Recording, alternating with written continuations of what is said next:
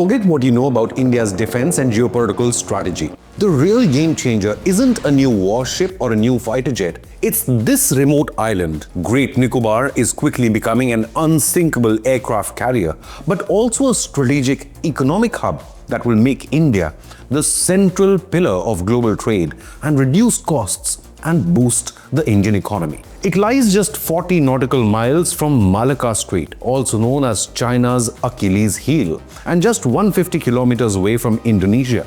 This remote island could ignite a new geopolitical rivalry between global superpowers India and China. But the biggest opposition to the $9 billion Great Nicobar project isn't coming from Beijing. In fact, it's coming from inside India, with the opposition Congress party leading daily attacks on this project.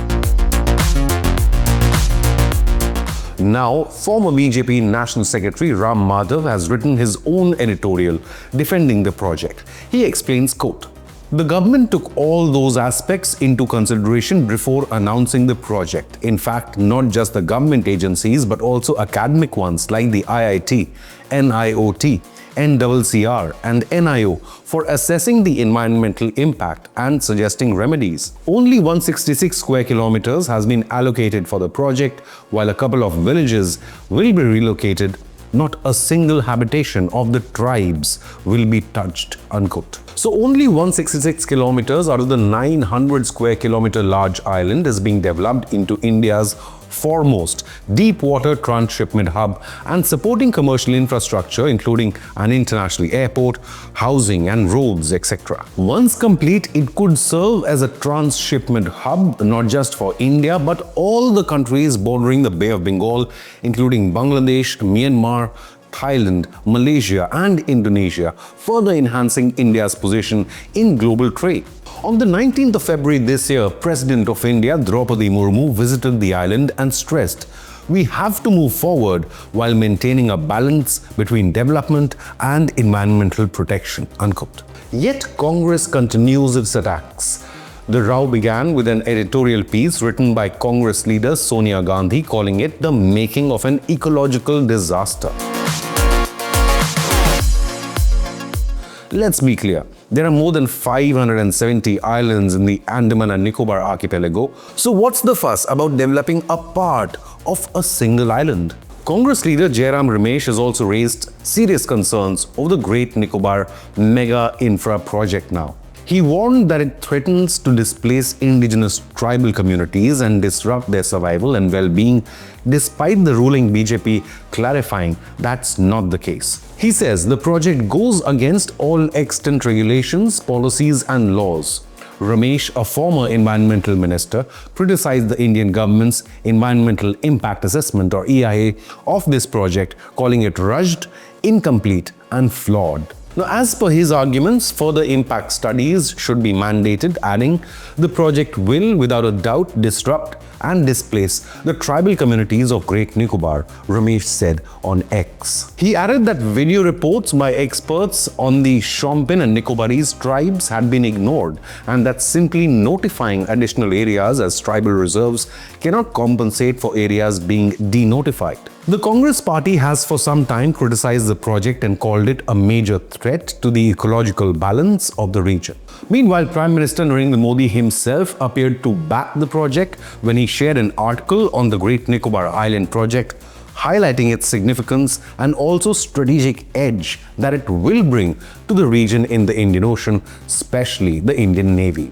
The Prime Minister described the project as one of strategic, defense and national importance and said that this will transform the region into a major hub of maritime and air connectivity in the Indian Ocean region. Taking to X, PMO shared an article penned by Union Minister Bhupendra Yadav and wrote, Union Minister Bhupendra Yadav explains that the Great Nicobar Island project, which is of strategic, defense and national importance, transforms the region into a major hub of maritime and air connectivity in the Indian Ocean region.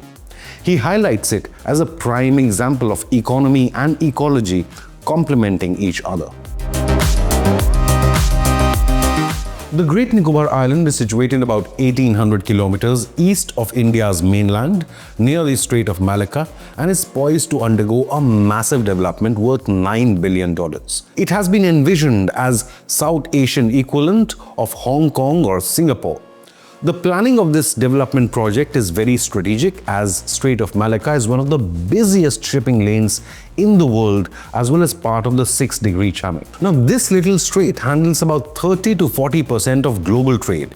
Even China depends on the Malacca Strait for more than 60% of its trade and more than 80% of its total oil imports. Any blockage of the Malacca Strait could cripple China's ability to engage in prolonged combat. The project is spearheaded by Niti Aayog along with Andaman and Nicobar Islands Integrated Development Cooperation.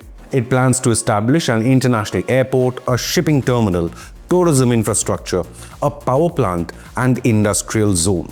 The project also aligns with India's Amrit Kal Vision 2047, aimed at bolstering maritime development leading up to the country's centennial independence anniversary.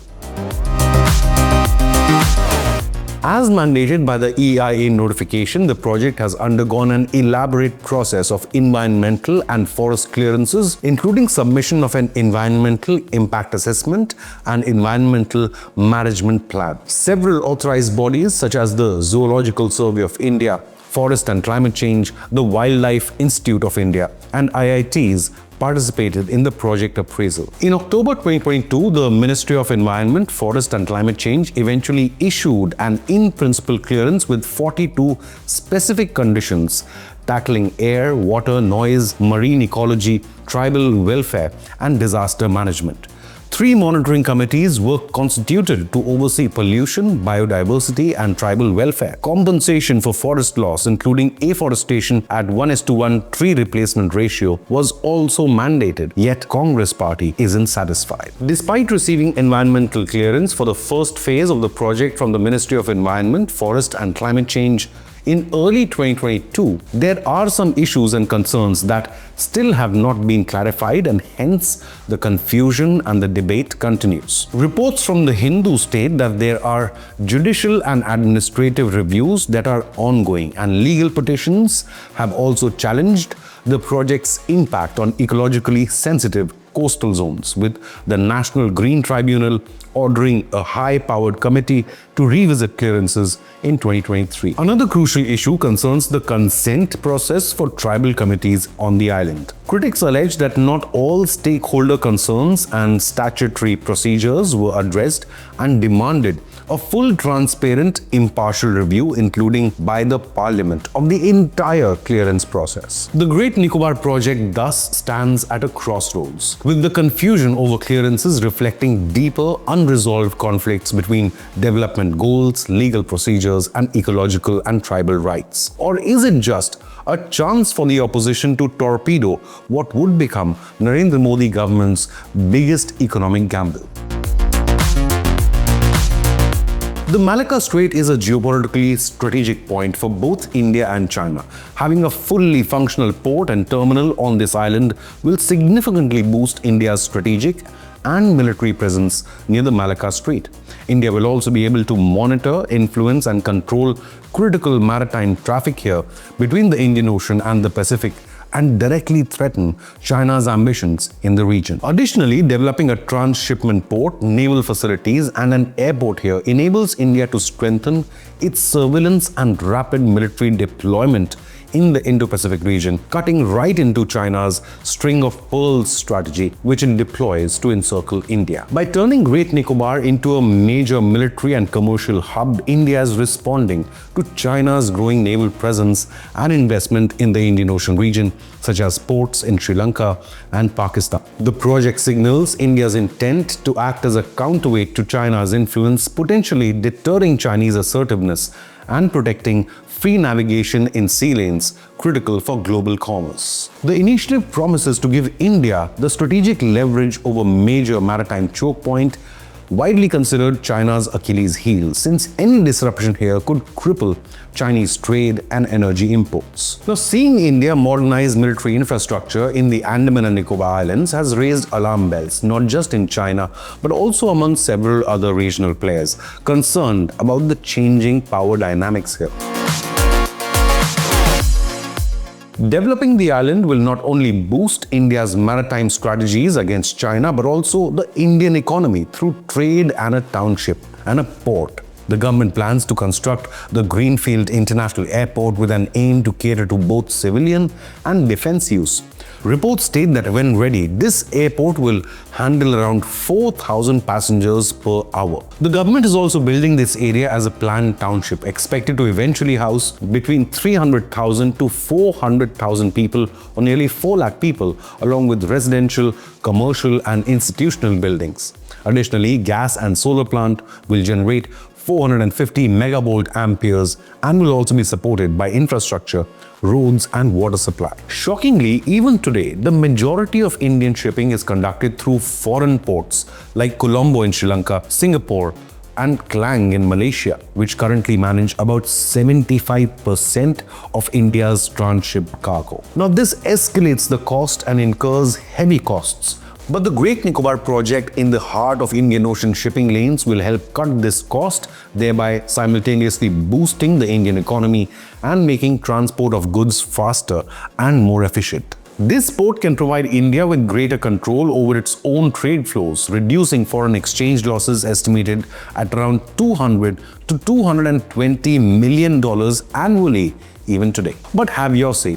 Do you back the Great Nicobar project by the BJP government, or do you agree with the Congress party's objections? Leave a comment with your opinion, hit the like button and subscribe to Inconnect News.